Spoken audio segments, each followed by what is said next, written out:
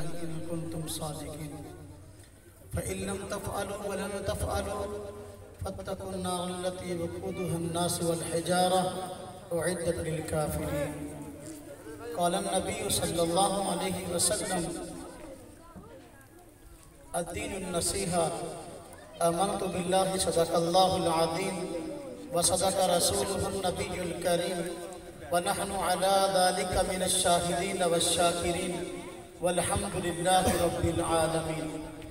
اللهم صل على محمد وعلى آل محمد كما صليت على إبراهيم وعلى آل إبراهيم إنك حميد مجيد. اللهم بارك على محمد وعلى آل محمد كما باركت على إبراهيم وعلى آل إبراهيم إنك حميد مجيد. الحمدللہ ہمارے اس ادارے میں 5 بچوں نے قرآن کریم حفظ مکمل کیا ہے. ان کے اعزاز میں آج کی یہ بہترین تقریب منعقد ہوئی ہے. وقت بہت مختصر ہے. شیخ المشائخ حضرت مولانا مفتی محمد طیب صاحب دامت برکاتہ العالیہ چند ہی لمحات کے بعد یہاں تشریف لانے والے ہیں. ان کی آمد تک چند باتیں آپ حضرات کی خدمت میں قرآن کریم کی عظمت کے متعلق عرض کروں گا. قرآن کریم کی عظمت کے حوالے سے بے شمار پہلو خود قرآن میں موجود ہیں. 5 چیزیں ایسی ہیں جو قرآن کریم کی عظیم خصوصیات ہیں. میں اس مختصر وقت کے اندر ان 5 عظیم خصوصیات کو آپ حضرات کے سامنے رکھوں گا تاکہ ہمارے دلوں میں، ایمان میں قرآن کریم کی عظمت کے حوالے سے مزید محبت اور عقیدت پیدا ہو سکے. قرآن کریم کی پہلی خصوصیت یہ ہے کہ قرآن کریم الفاظ کے اعتبار سے بے مثال کتاب ہے. قرآن کے جو الفاظ ہم شب و روز پڑھتے ہیں یہ الفاظ ایسے بہترین ہیں. جب سے قرآن آیا اس وقت سے لے کر آج تک کوئی ایسی کتاب دنیا میں پیش نہ کر سکا جو الفاظ کے اعتبار سے قرآن کریم کا مد مقابل ہو اور قرآن کریم جیسی ہم پلہ ہو. جس وقت قرآن اتر رہا تھا اس وقت کفار مکہ نے، مخالفین نے قرآن کریم کے متعلق یہ پروپیگنڈا کیا کہ حضور نبی پاک صلی اللہ علیہ وسلم پر قرآن اللہ نازل نہیں کرتے اور یہ اللہ کا کلام نہیں ہے بلکہ حضور نبی پاک صلی اللہ علیہ وسلم اس کو خود گھڑ لیتے ہیں. نعوذ باللہ من ذالک. اللہ تبارک و تعالیٰ نے قرآن کریم کی حقانیت کو واضح کرنے کے لیے اور اس کے بے مثال کتاب ہونے کے لیے قرآن کریم میں کئی طرز اختیار فرمائے ہیں.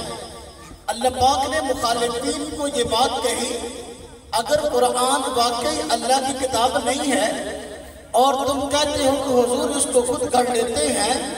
حضور بھی عرب ہیں اور تم بھی عرب ہو، تم بھی عربی زبان میں ماہر ہو اور عربی زبان کو جانتے ہو.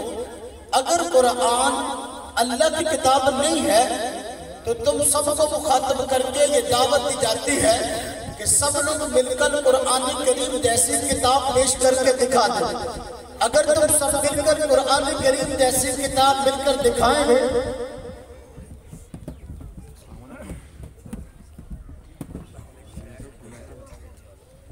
اگر سب مل کر قرآن کریم جیسی کتاب بنا کے دکھا دو گے تمہارے دعوے پہ غور کیا جا سکتا ہے. عرب والے سارے مل گئے، راتوں کو اکٹھے ہوتے، بڑے بڑے وسیع اور بلیغ لوگ بلائے جاتے، قرآن کے مقابلہ میں کلام بنانے کی کوشش کرتے، لیکن باوجود کوشش کے بنا نہ سکے.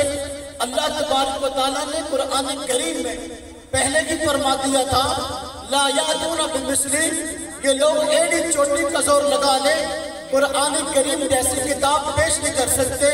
چنانچہ ایسا ہی ہوا، بڑے بڑے فصیح اور بلیغ لوگ آئے، راتوں کو رات پوری رات انہوں نے محنت کی اور قرآن کے مقابلہ میں کلام پیش کرنے کی کوشش کی، لیکن باوجود کوشش کے قرآن کریم جیسی کتاب پیش نہ کر سکے۔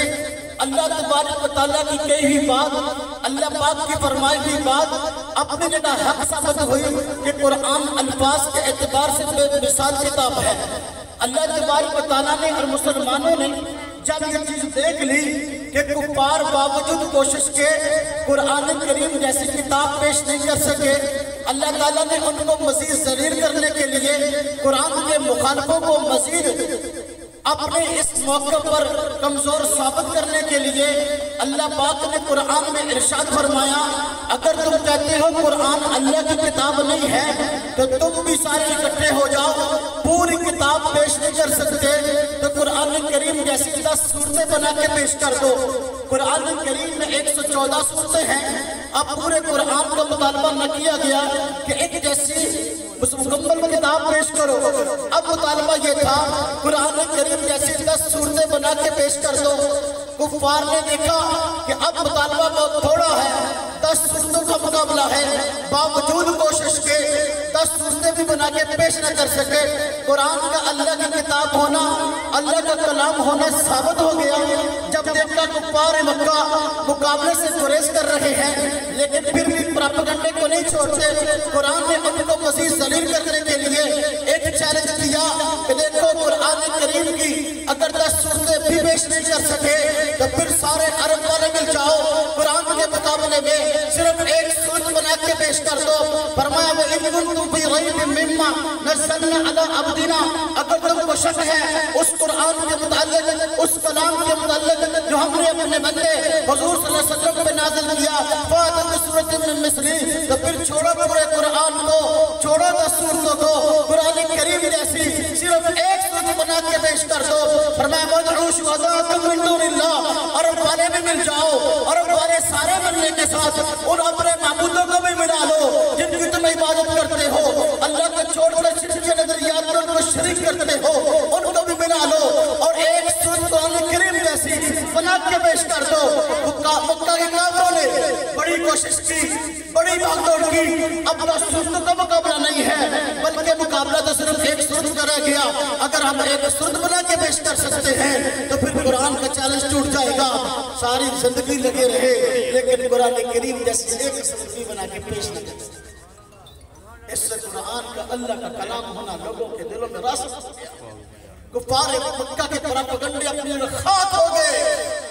ہم اپنے مخالفین کو جو قرآن کو چلاتے ہیں، خواہ وہ ناروے سے تعلق رکھنے والے ہو یا سویڈن سے تعلق رکھنے والے ہو، ہم کہتے ہیں ہمارے قرآن نے ماضی میں تمہارے دانت کھٹے کیے ہیں، قرآن کا مقابلہ نہیں کر سکے۔ آج بھی قرآن کا چیلنج باقی ہے، قرآن کو چلاؤ نہیں بلکہ قرآن کے اس مطالبے کو پورا کر دو۔ آج سارے کا سارا کفر مل کر قرآن کریم جیسی ایک سورت بنا کے دکھا دے، ہم دیکھ رہے کہ تم اپنے دعوے میں کتنے کے سچے ہو۔ کفار مکہ قرآن کو آج چلانے والے غور کریں، ان سے زیادہ بہادر تھے۔ انہوں نے جب دیکھ لیا ہم قرآن کے مقابلے میں ایک سورت بھی بنا کے پیش نہیں کر سکتے تو وہ دلائل سے آری آئے، دلائل سے ہاتھ دھو بیٹھے، جنگوں پہ اتر آئے، بدر کے میدان میں، خندق کے میدان میں، احد کے میدان میں اپنی جان، اپنا مال، اپنی عزت قربان کرنے کو تیار ہے۔ لیکن میرے بھائیو قرآن نے تو آسان بات کہی تھی، مقابلہ کرنا چاہتے ہو تو گولی کی ضرورت نہیں ہے، فوجوں کی ضرورت نہیں ہے، ہتھیاروں کی ضرورت نہیں ہے۔ قرآن کریم کو اگر جھوٹا ثابت کرنا چاہتے ہو صرف ایک سورت قرآن پاک جیسی بنا کے دکھا دو تو بھئی تمہارا دعویٰ سچا ثابت ہو جائے گا۔ ہم تو دلیل سے بات کرنے والے لوگ، قرآن کا چیلنج آج بھی باقی ہے، رہتی دنیا تک باقی رہے گا۔ دنیا کی کوئی طاقت قرآن کریم جیسی ایک سورت بھی بنا کے نہیں دکھا سکتی۔ تو قرآن کریم کا پہلا یہ اعزاز ہے کہ قرآن کریم الفاظ کے اعتبار سے بہترین مثال ہے اور بہترین اپنی مثال آپ ہے۔ دنیا کی کوئی کتاب الفاظ کے اعتبار سے قرآن کا مقابلہ نہیں کر سکتی۔ قرآن کریم کی دوسری عظیم شان خصوصیت کہ یہ تاثیر کے اعتبار سے بے مثال کتاب ہے۔ بندہ قرآن پر ایمان رکھتا ہو تو اس کی شخصیت پر بھی اثر انداز ہوتی ہے، جس کا قرآن پر ایمان نہ ہو اس کی ذات پر بھی اثر انداز ہوتی ہے۔ ابو جہل، امیہ بن خلف، اخنس بن شریح، یہ بڑے بڑے اس وقت کے چودھری جن کے وقت حضور نبی پاک صلی اللہ علیہ وسلم کی مخالفت کرنے والے، رات کو حضور نبی پاک صلی اللہ علیہ وسلم کے گھر کے ارد گرد اکٹھے ہو کر ساری رات حضور کا قرآن سنا کرتے تھے۔ دن کو مخالفت ہے، دن کو پراپگنڈے، رات کے وقت اکٹھے ہو کر حضور کا قرآن سن رہے ہیں۔ حضرت مفتی اعظم پاکستان مفتی محمد شفیع صاحب رحمت اللہ علیہ نے ایک بڑا عجیب واقعہ لکھا ہے۔ فرمایا ایک دن ایسا ہوا، حضور نبی پاک صلی اللہ علیہ وسلم قرآن کریم کی تلاوت فرما رہے تھے۔ ابو جہل آیا اور گھر کے ایک کونے میں قرآن سننے لگا۔ اخنس بن شریح آیا، دوسری چھپتا چھپاتا ہوا کونے میں لگ کے قرآن سننے لگا۔ تیسرا کافر آیا، تیسرے کونے میں لگ کے قرآن سننے لگا۔ ساری رات حضور قرآن پڑھتے رہے، کفار قرآن سنتے رہے۔ جب فجر کی اذانوں کا وقت قریب آیا، اب انہیں یہ بات معلوم ہو گئی کہ دیکھو اذان کا وقت قریب ہے، مسلمان جاگ جائیں گے، مکہ والے جاگ جائیں گے۔ اگر ہمیں یہاں قرآن سنتے ہوئے دیکھ لیا تو پھر ہمارے متعلق جو ساری باتیں جھوٹی ثابت ہو جائیں گی، وہ ہم جھوٹے ثابت ہوں گے۔ اس لیے نکلتے ہیں، راستہ لیتے ہیں۔ نکلنے لگے تو ایک دوسرے سے چھپ کر کھڑے تھے، آمنا سامنا ہو گیا۔ اس نے کہا کہ تم کیوں آیا تھا؟ دوسرے سے پوچھا تم کیوں آیا تھا؟ تیسرے نے پوچھا تم کیوں آیا تھا؟ سب نے کہا یار قرآن سننے آئے تھے، قرآن بڑی تاثیر والی کتاب ہے، حضور نبی پاک صلی اللہ علیہ وسلم کا پڑھنے کا انداز بھی بہترین ہے، مزہ بڑا آتا ہے، اس لیے یہاں رات کو چھپ کر قرآن سنتا رہا۔ اب خوف ہوا اس بات کا کہ اگر ہم یہاں کھڑے رہیں گے مکہ والوں کو پتہ چل جائے گا کہ دیکھو ساری رات قرآن سنتے ہیں، دل کو مخالفت کرتے ہیں۔ سب نے آپس میں معاہدہ کیا، اچھا آج تو ہم ساری رات قرآن سنتے رہے، لیکن کل کو وعدہ کرتے ہیں ہم میں سے کوئی نہیں آئے گا، کوئی آ کے قرآن نہیں سنے گا۔ چنانچہ آپس میں معاہدہ کر کے واپس چلے گئے۔ اگلی رات ہوئی، پھر قرآن کی یاد آئی، قرآن کی تاثیر نے پھر کھینچا۔ ابو جہل بھی آ گیا، گھر کے کونے میں لگ کے قرآن سننے لگا۔ اخنس بن شریح بھی آ گیا، گھر کے کونے میں قرآن سننے لگا۔ تیسرا کافر بھی آ گیا، کافر اوئی قرآن پاک سننے لگا۔ ساری رات پھر گزر گئی۔ پھر جب رات ختم ہوئی، اذان کا وقت قریب ہوا، جانے لگے، پھر اکٹھے ہو گئے، ایک دوسرے کو برا بھلا کہنے لگے، تجھے میں نے کہا تھا کہ تو نہ آنا۔ اس نے کہا میں نے بھی تجھے کہا تھا کل کہ تو نے نہیں آنا، تو کیوں آیا؟ اس نے کہا کہ اس لیے رہا نہ گیا، قرآن بڑی تاثیر والی کتاب ہے، سننے میں مزہ آتا ہے۔ اس نے کہا یہ مجبوری تو میری بھی ہے، اس لیے میں بھی آیا۔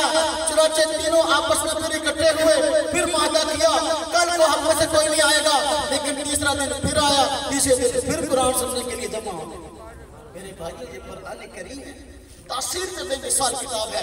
حضرت سیدنا عمر بن خطاب رضی اللہ تعالیٰ عنہ نے جب اپنی بہن کو مارا، اپنے بہنائی کو مارا اسلام لانے پر، بعد میں جب طبیعت میں ذرا ٹھنڈا پن آیا تو فرمایا وہ کتاب مجھے دکھاؤ، قرآن مجھے دکھاؤ جس کی تم خود تلاوت کر رہے تھے۔ جب سنا تو فوراً کہا کہ مجھے بھی حضور کے پاس لے جاؤ۔ قرآن کریم تاثیر میں بے مثال کتاب۔ قرآن کریم کی عظیم خصوصیات میں سے تیسری خصوصیت یہ ہے کہ یہ دنیا میں سب سے زیادہ پڑھی جانے والی کتاب ہے۔ آج دنیا کے اندر بہت ساری مقدس کتابیں موجود ہیں، مختلف ادیان والے، مذاہب والے اپنی اپنی کتابیں اٹھائے پھرتے ہیں۔ کوئی کتاب ایسی نہیں جو دنیا میں سب سے زیادہ قرآن کریم جیسی پڑھی جاتی ہو۔ قرآن کریم ایسی کتاب ہے جو دنیا میں سب سے زیادہ پڑھی جاتی ہے۔ جب یہ کلام نازل ہو رہا تھا، مشرکین مکہ نے دیکھا کہ لوگ قرآن کو سنتے ہیں، سننے کے بعد ان میں اثر ہوتا ہے، مسلمان ہو جاتے ہیں۔ انہوں نے یہ طے کیا کہ دیکھو جس مجلس میں قرآن پڑھا جا رہا ہو اس مجلس کے اندر ہم نے شامل نہیں ہونا. اگر ہم شامل ہوں گے، لوگ قرآن سن رہے ہوں گے تو ہم شور کرنا شروع کر دیا کریں گے. جب ہم اس مجلس میں شور کریں گے نتیجہ یہ ہوگا کہ لوگ قرآن کو سن نہ سکیں گے. جب سن نہ سکیں گے سمجھیں گے نہیں تو مسلمان نہیں ہوں گے. آپس میں طے کر لیا، آپس میں پراپیگنڈا کیا، قرآن کے خلاف سازش کی ہے. اس مجلس میں قرآن پڑھا جائے تم نے وہاں کھڑے نہیں ہونا. اگر کھڑے ہو جاؤ تو مجلس میں شور کر دینا ہے تاکہ لوگ قرآن کو سن نہ سکیں. لیکن اللہ تبارک و تعالیٰ نے اس کلام کا نام قرآن رکھا. قرآن کا معنی ہے سب سے زیادہ پڑھی جانے والی کتاب. قرآن کا معنی یہ ہے سب سے زیادہ پڑھی جانے والی کتاب. اللہ تبارک و تعالیٰ نے اس کلام کا نام قرآن رکھ کے انسانیت کو بتا دیا قرآن پہلے بھی پڑھا جاتا تھا، اب بھی پڑھا جاتا ہے، مستقبل میں بھی سب سے زیادہ پڑھا جائے گا. دنیا کی کوئی طاقت قرآن کو پڑھے جانے سے روک نہیں سکتی. اور سب سے زیادہ پڑھے جانے کا عملی مظاہرہ آج ہمیں مدارس کی شکل میں نظر آ رہا ہے. لاکھوں مسلمان بچے بوڑھے جوان قرآن کریم کو پڑھ کے نظر آتے ہیں کہ نہیں؟ قرآن کریم کی عظیم خصوصیات میں سے چوتھی خصوصیت یہ ہے دنیا میں کتابیں بڑی معروف ہیں، کچھ انبیاء کی طرف کچھ غیر انبیاء کی طرف. ہر ایک اپنی کتاب کو مقدس سمجھتا ہے. قرآن کریم بھی مقدس کتاب ہے ہمارے نظریے کے مطابق، بلکہ سب سے مقدس کتاب ہے قرآن کریم ہمارے نظریے کے مطابق. دنیا میں جتنی کتابیں موجود ہیں ان کتابوں میں کسی کتاب کی یہ خصوصیت نہیں کہ یہ اپنی اصل شکل میں موجود ہو اور محفوظ ہو.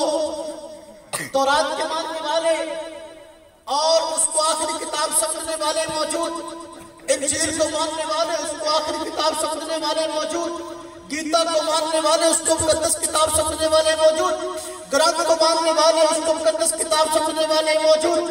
لیکن آج قرآن کریم کے علاوہ کوئی کتاب ایسی موجود نہیں ہے جس کی یہ خصوصیت ہو کہ وہ تحریف اور تغیر تبدل سے پاک ہو. آج گیتا کے اندر اختلاف، گیتا کو ماننے والے کہتے ہیں کہ اس میں تبدیلیاں ہوئی. تورات کے ماننے والوں میں اختلاف، وہ کہتے ہیں اس میں تبدیلیاں ہوئی. انجیل کے ماننے والوں میں اختلاف، وہ خود جو ہے کئی انجیلیں اٹھائے پھرتے ہیں. آج دنیا کی ہر کتاب رد و بدل کا شکار ہو چکی ہے. لیکن قرآن کریم کی یہ عظمت ہے کہ اللہ تبارک و تعالیٰ نے اس کو ہمیشہ کے لیے محفوظ کرنے کا انتظام کر لیا اور وعدہ فرما لیا وَإِنَّا نَحْنُ نَزَّلْنَا الذِّكْرَ وَإِنَّا لَهُ لَحَافِظُونَ کہ ہم نے اس قرآن پاک کو نازل کیا، ہم ہی اس کی حفاظت کریں گے. اب اللہ پاک اس قرآن پاک کی حفاظت کیسے کیے ہوئے؟ اللہ پاک نے قرآن کو محفوظ کرنے کے لیے فوج تیار کر دی ہے اور وہ فوج وہ ہے جو مدارس کے اندر موجود ہے. الحمدللہ علماء دیوبند تمام مسالک میں امتیاز رکھتے ہیں. ہر سال ہزاروں کی تعداد میں قرآن کریم حفظ کرنے والے بچے نئے آتے ہیں. جو پرانے حافظ ہیں وہ بھی موجود، نئے حافظ بھی آ رہے ہیں. جس طرح کہ حضرت مولانا شفقت صاحب دعوت برکاتہ فرما رہے تھے، ہر سال پاکستان کے اندر حفاظ کی تعداد بڑھ رہی ہے. الحمدللہ آپ کے اس ملک میں اس سال قرآن پاک یاد کر کے امتحان دینے والے نئے حافظوں کی تعداد جو علماء دیوبند نے حافظ تیار کیے ہیں ان کی تعداد 1 لاکھ ہے. کتنی ہے؟ 1 لاکھ. ہمارا ملک پاکستان وہ ملک ہے جو دنیا میں سب سے زیادہ حافظ تیار کرتا ہے. اگر ہمارے ملک کے اندر کوئی خامیاں ہیں نظام میں، ڈسپلن میں، کوئی پریشانی ہے، کوئی بحران ہے، وہ اپنی جگہ، لیکن جو خصوصیات ہیں وہ اپنی جگہ. الحمدللہ معاشی لحاظ سے ہم پریشان ہیں لیکن مذہبی لحاظ سے پوری دنیا کے اندر ملک پاکستان ایک نمبر پر. جتنے علماء یہاں تیار ہوتے ہیں، جتنے حفاظ یہاں تیار ہوتے ہیں، دنیا کے کسی ادارے کے اندر اتنے حفاظ اور علماء تیار نہیں ہوتے، حتیٰ کہ سعودیہ میں بھی نہیں. آج سے چند سال پہلے پوری دنیا کے حفاظ تیار کرنے والے اداروں کا اجلاس ہوا. سعودیہ والے حضرات موجود تھے، ہر ایک نے اپنی اپنی کارگزاری پیش کی. ہمارے ہاں اس سال اتنے بچوں نے حفظ کیا، اتنے اتنے بچوں نے حفظ کیا، اتنے بچوں نے حفظ کیا۔ سعودیہ کے حضرات نے کہا ہمارے ہاں اس سال ایک سال کے اندر 5000 بچوں نے قرآن پاک حفظ کیا، یعنی بڑے فخر کے ساتھ انہیں اپنی کارگزاری پیش کی۔ جب ہمارے رفاق المدارس کے نمائندگان نے بتایا ہمارے ملک پاکستان میں علماء دیوبند کے اداروں میں اس سال 60,000 بچوں نے قرآن پاک حفظ کی، چند سال پہلے کی بات ہے، ان کی ہوش اٹھ گئی یہ سچ نہیں ہو سکتا، پاکستان میں پہلے بڑا جھوٹ چلتا ہے، تو یہ بھی شاید تو جھوٹی ہے۔ انہوں نے باقاعدہ ٹیم تشکیل کی تحقیق کرو، باقی یہ بات ٹھیک ہے، ایسا ممکن نہیں ہے۔ جب ٹیم تشکیل دی گئی اور سارے کا سارا ریکارڈ ان کے سامنے رکھا گیا، ان کی عقلیں حیران ہیں۔ تو میرے بھائیوں، ہمارے ملک کے اندر جو آج عظیم نعمتیں موجود ہیں، ان نعمتوں میں سب سے بڑی نعمت یہ ہے مدارس کی کثرت اور حفاظ کرام جتنے پاکستان میں تیار ہوتے ہیں، دنیا کے کسی قسم میں تیار نہیں۔ اللہ پاک نے قرآن کریم کو یہ احساس دیا کہ یہ محفوظ ترین کتاب ہے، اس میں تغیر تبدل پہلے بھی نہیں ہوا، مستقبل میں بھی نہیں ہوگا۔ اللہ تبارک و تعالیٰ نے اس کے لیے انتظام کر دیا، فوج آ رہی ہے، اس قرآن کی حفاظت کر رہی ہے، اس کو زبانی یاد کر رہی ہے، اور قیامت تک یہ سلسلہ چلتا رہے گا۔ 4 خصوصیتیں ہوئیں، 5 خصوصیت قرآن کریم کی۔ قرآن کریم کی 5ویں خصوصیت یہ ہے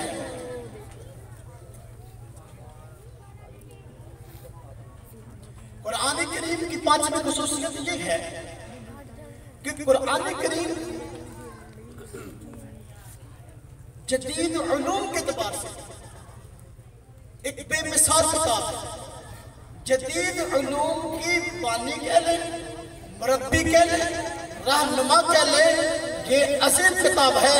دنیا کے اندر جتنی مقدس کتابیں موجود ہیں ان میں کسی کتاب کے اندر یہ خوبی نہیں کہ آنے والے زمانوں کا مقابلہ کر سکے اور آنے والی نسلوں کے اندر جدت کے اعتبار سے ان کی رہنمائی کر سکے۔ یہ قرآن کی خصوصیت ہے، قرآن کے علاوہ کسی بھی کتاب کی خصوصیت موجود نہیں ہے۔ مولانا عبدالسلام صاحب جہاں برکاتہ فرما رہے تھے نا، میں اس بات کو تھوڑا سا ذرا کھولتا ہوں۔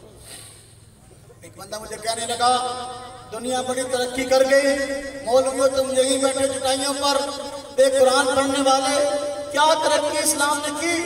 کیا ترقی ہے؟ کیا ترقی کا درس قرآن نے دیا؟ کہتے ہیں کہ جدید کے جدید ہوائی جہاز آ گیا، دیکھ لو، اور لوگ چاند پہ پہنچ گئے، لوگ مریخ پہ پہنچ گئے، اب تم قرآن ہی پڑھ رہے ہو۔ میں نے کہا قرآن کریم ہی تو ایسی کتاب ہے جو ان مستقبل کی ایجادات کے متعلق خبر دیتی ہے۔ اللہ تبارک و تعالیٰ نے قرآن کریم میں فرمایا وَالْخَيْلَ وَالْبِغَارَ وَالْبِغَالَ وَالْحَمِيرَ لِتَرْكَبُوهَا وَزِينَةً۔ فرمایا اللہ کی طرف فرماتے ہیں میں نے ان گدھوں کو، گھوڑوں کو سواری کے لیے پیدا کیا، خچروں کو پیدا کیا، اور فرمایا اللہ فرماتے ہیں وَيَخْلُقُ مَا لَا تَعْلَمُونَ، مستقبل کے اندر اللہ ان چیزوں کو پیدا کریں گے جن کو تم آج نہیں جانتے۔ اس وقت سواری کس پہ ہوتی تھی؟ سب سے تیز ترین سواری گھوڑا تھی۔ گھوڑے کو ذکر کیا، خچر کو ذکر کیا، گدھے کو ذکر کیا، کہ فرمایا مستقبل میں اللہ پیدا کرے گا۔ اس میں ہوائی جہاز کی خبر موجود، اس میں ٹرین کی خبر موجود، اس میں مریخ میں جانے کے آلات کی خبر موجود، اس میں چاند میں جانے کی آلات کی خبر موجود۔ یہ قرآن ہے جو جدید علوم کے لیے رہنما بھی ہے، ان کے لیے مربی بھی ہے۔ سائنسدان اگر ترقیاں کر رہے ہیں، قرآن کو پڑھ کر رہنمائی لے رہے ہیں کہ بھئی مستقبل میں اور چیزیں ایجاد ہو سکتی ہیں، محنت کرو اور چیزیں ایجاد کرو۔ تو بھئی سائنسدان موجد ہیں، موجد ایجاد کا معنی آتا ہے دماغ کے اندر کس چیز کا آ جانا، یہ چیز بناؤ، یہ بناؤ، یہ بناؤ۔ دماغ میں سائنسدان کی آتی ہے چیزیں اور دماغ میں ڈالنے والی ذات اللہ کی ہے۔ خلق اللہ کا کسب بندے کا ہے، اس لیے اللہ خالق کل شیء، ہر چیز کے خالق اللہ ہے۔ مستقبل میں جو ایجادات ہیں اللہ تبارک و تعالیٰ اس کے متعلق فرما رہے ہیں۔ میں نے کہا دیکھو آج فلکیات سائنس کا علم، تم کہتے ہو قرآن کیا ہے، تم کیا ہے، جدت کیا ہے، ترقی کیا ہے؟ قرآن نے فرمایا نہیں لَلشَّمْسِ يَنبَغِي لَهَا أَن تُدْرِكَ الْقَمَرَ وَلَا اللَّيْلُ سَابِقُ النَّهَارِ كُلٌّ فِي فَلَكٍ يَسْبَحُونَ۔ فرمایا دیکھو چاند اور سورج اپنے ایک نظام کے تحت چل رہے ہیں، چاند بھی اپنے نظام پہ گھوم رہا ہے اور سورج بھی اپنے نظام پہ گھوم رہا ہے۔ فرمایا دیکھو ان کا نظام ایسا ہے، عام طور پر ایک دوسرے کے نظام میں دخل نہیں دیتے۔ كُلٌّ فِي فَلَكٍ يَسْبَحُونَ، ہر ایک ان میں سے اپنے اپنے محور پر اپنے اپنے مدار میں گھوم رہا ہے. آج سائنس کہتی ہے واقعی کے اپنے اپنے مدار ہیں. قرآن نے پہلے بتا دیا. قرآن تو ایسی باتیں کرتا ہے جو انسان کے بس میں بھی نہیں ہے. بس اوقات اور بس اوقات بس میں ہے، بس میں ہے. قرآن نے بتا دیا ایسا ہوگا، بس میں بھی ہے پھر بھی وہ نہیں کر سکتا. وہ میں عرض کرتا ہوں یہود اسلام کے دشمن ہیں. بڑے پراپیگنڈے کیے انہوں نے اسلام کے خلاف، بڑی سازشیں کی. آج بھی ہم اسی کا شکار ہیں. آج ہماری معیشت ڈوبی ہوئی ہے، انہی کی سازشوں کا شکار ہے. دیکھیں یہود قرآن کے مخالف تھے، یہود اسلام کے مخالف تھے، اور ان کا دعویٰ یہ ہے نحن ابناء اللہ و احباؤہ کہ ہم اللہ کے بیٹے اور اللہ کے محبوب ہیں، اور آخرت ہمارے لیے ہے، جنت ہمارے لیے، ہمارے علاوہ کسی کے لیے نہیں ہے. اللہ تبارک و تعالیٰ نے اللہ پاک نے قرآن کریم کے اندر یہودیوں کی اصلیت بتا دی کہ یہ کتنے کے اللہ کے محبوب ہیں یا کتنے کی جنت ان کے لیے ہے. فرمایا اگر واقعی آخرت تمہارے لیے، جنت تمہارے لیے ہے، اور تم صحیح نظریات پہ قائم ہو اور اللہ کے محبوب ہو تو موت کی تمنا کرو. موت کی تمنا کرو. ہاں جی کہو یا اللہ مجھے موت. آج یہودی موجود ہے، باوجود موجود ہونے کے اور موت کی تمنا کرنا ممکن ہے، لیکن کوئی یہودی آج یہ نہیں کہے کہ اللہ مجھے موت دے. قرآن نے مجھے پتا یہ تمنا ہوا ابدا، کبھی بھی یہ لوگ موت کی تمنا نہیں کر سکتے. ان کو پتہ کیا ہوگا تمہارے لیے نہیں. بار کا ہر شیخ تشریف لا چکے ہیں الحمدللہ، اور حضرت کے آنے کی بڑی خوشی ہے.